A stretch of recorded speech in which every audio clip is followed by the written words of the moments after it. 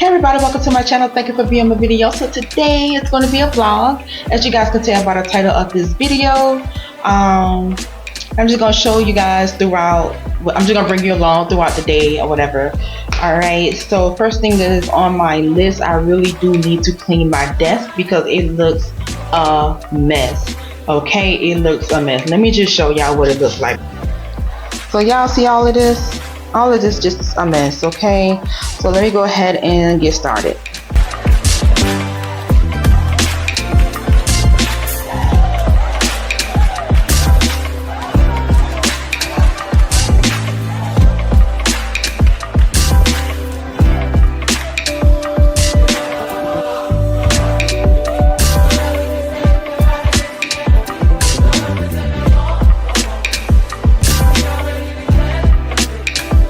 Let me just share with you guys what I have planned for today, and let's see if I can actually execute these plans that I have, okay? Because I have a lot to do between today, which is Monday, and Tuesday.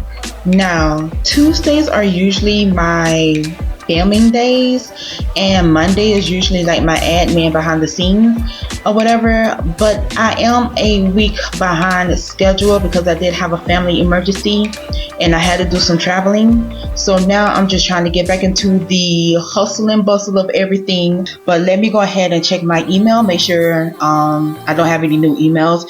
Now there's one thing that I do stay on top of is emails, because I can check that from my phone. So it's very easy for me to just check my email, reply, and all that kind of stuff like that. So let me go ahead and do that right quick.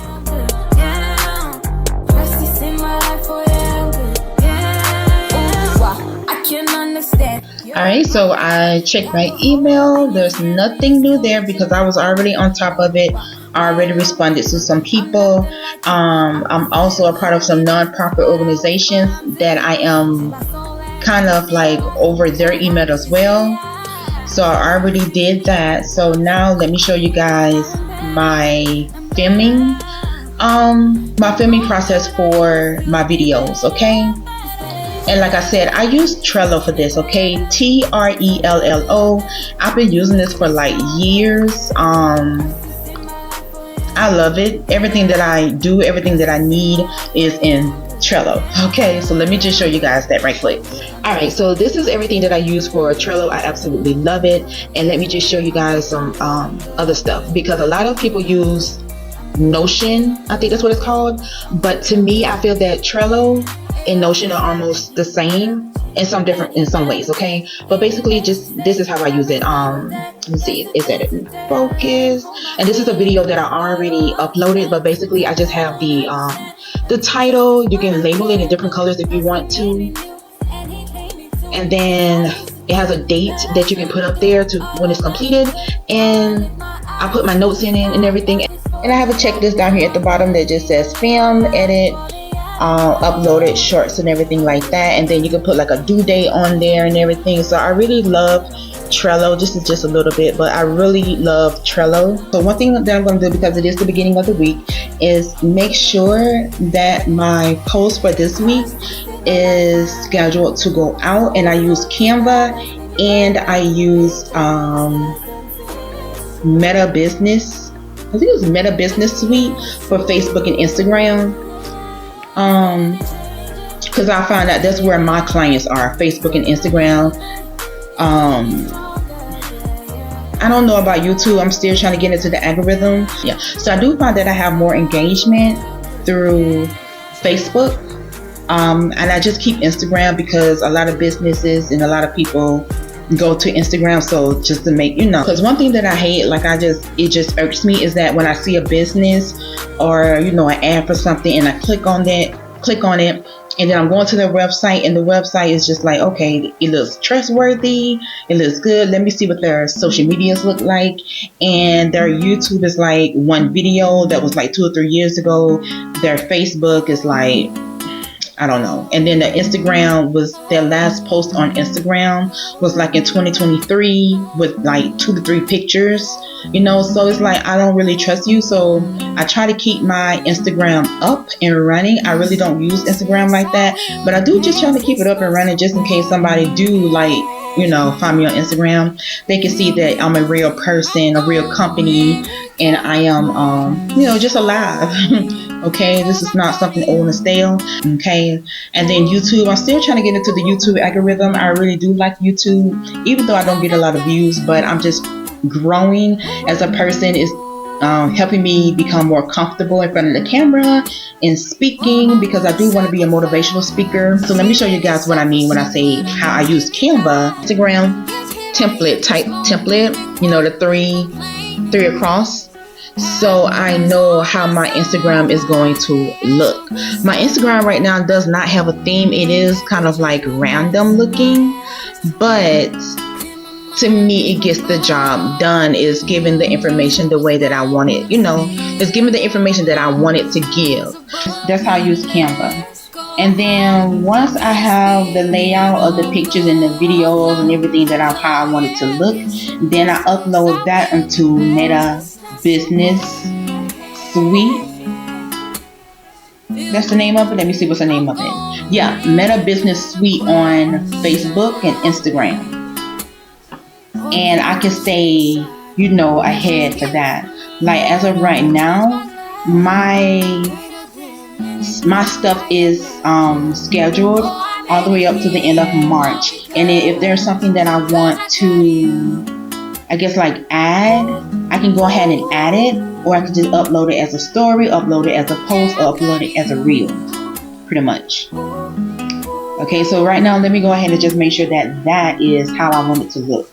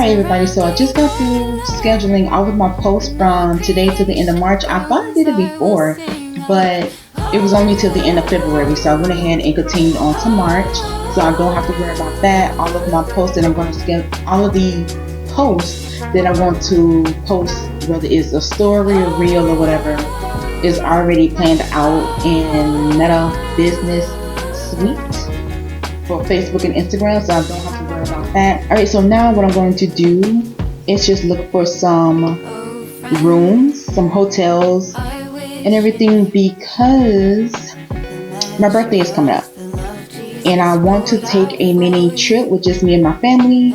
We're going to take like a mini trip, just a little mini getaway. So I'm going to look for some rooms, and I will also try to blog that as well, because I'm kind of new to this whole vlog thing. I'm trying to get into it more, but anyway, yeah, so let me go ahead and look for some rooms and I will get back with you guys. These rooms are expensive now, like what the world? I just don't know. And then here's one called the Microtel Inn. Oh no, bottom pictures, baby. I saw the price, it was $85 a night, but those pictures, no ma'am. No sir, no ma'am, no turkey, no ham.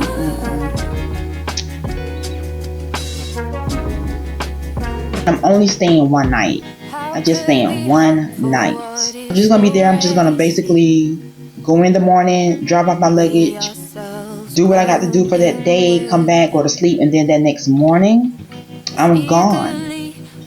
Like the next morning, I'm gone. So I'm paying $100 for like a couple of hours, pretty much. Oh no. Alright, I picked 3 rooms so I can really look at it and see what, actually 4. Because I have 1 room at the casino.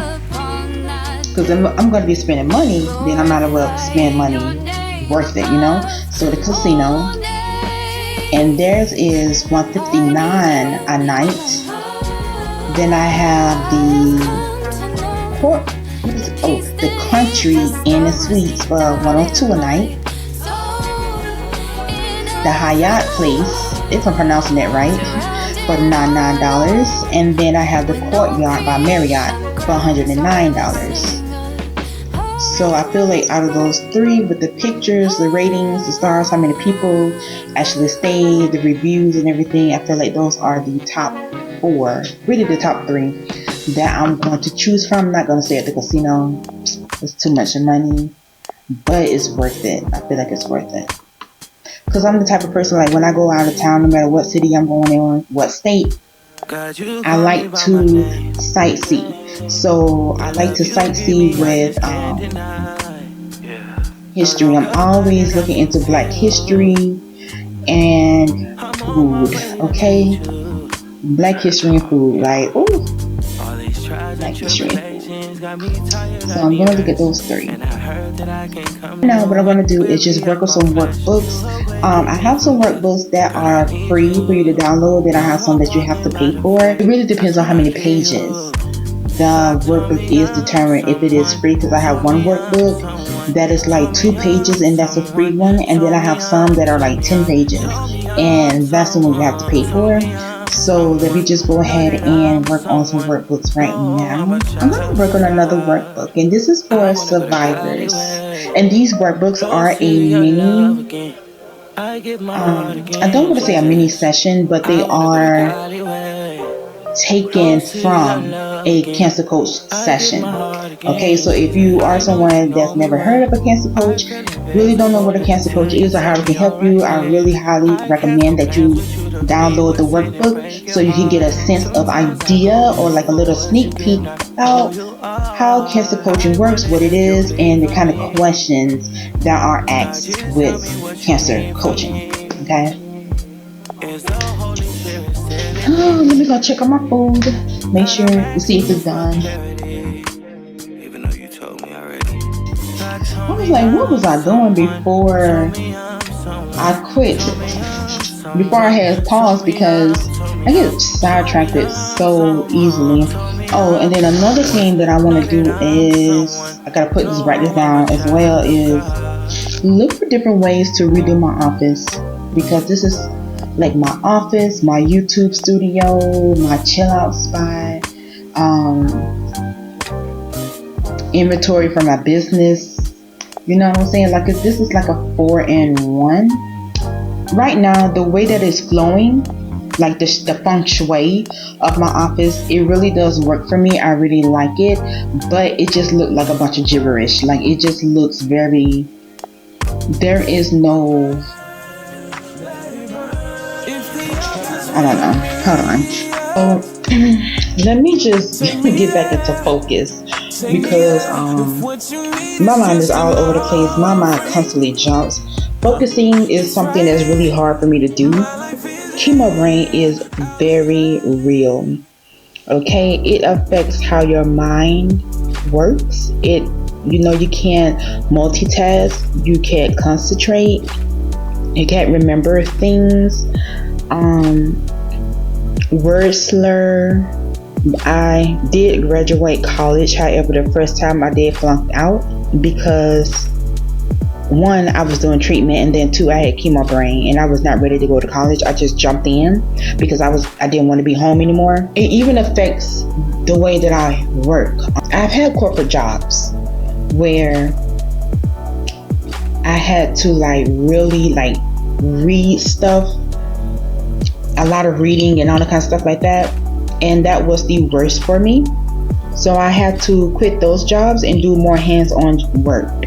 So a lot of the jobs that I go for now are hands-on, where it does not require any reading, any comprehension, any concentration.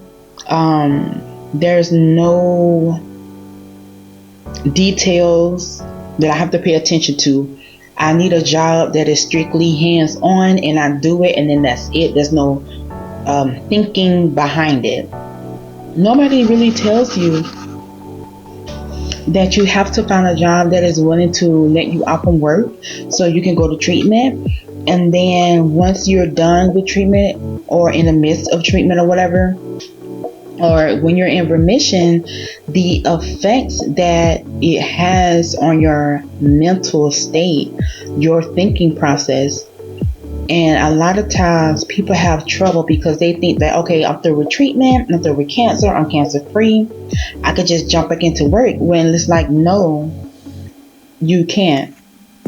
Because your thought process, the way you think, your perspective on things are not the same as it was before. And that's, personal and work wise. I've missed my whole mouth. So that's just something that I really want you guys to understand. Even caregivers as well, because like I said, like when you have cancer and you're doing chemo,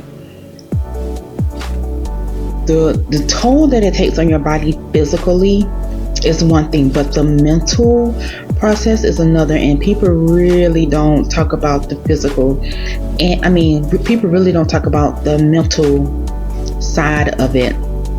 That is just something that I just wanted to bring to your attention while I'm doing this workbook, because it does focus on the mindset of things. But when it comes to cancer, chemo in particular, it does mess with your mental state of being, your perspective on things, your cognitive thinking, the logic behind the things that you do and why you do them. Everything is affected by chemo. Okay, and it takes a lot of patience, especially if you are a caregiver, but it takes a lot of patience. You got to have patience, okay?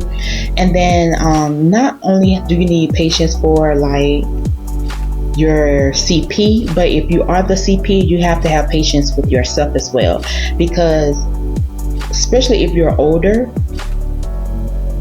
chemo brain can be mistaken and have some of the same symptoms as dementia and Alzheimer's.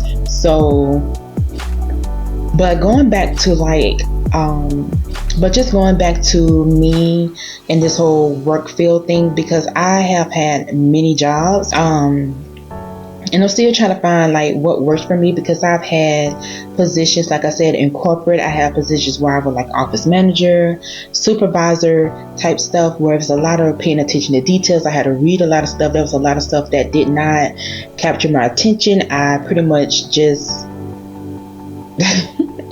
but as a female, I've always been into the health field, like home health aid type work, because I don't have to think. Like those are the kind of jobs where, especially if you can find an agency that you can work when you want to work, and make money to support you and your family, work when you want to work, and I don't need the mental capacity to do that job.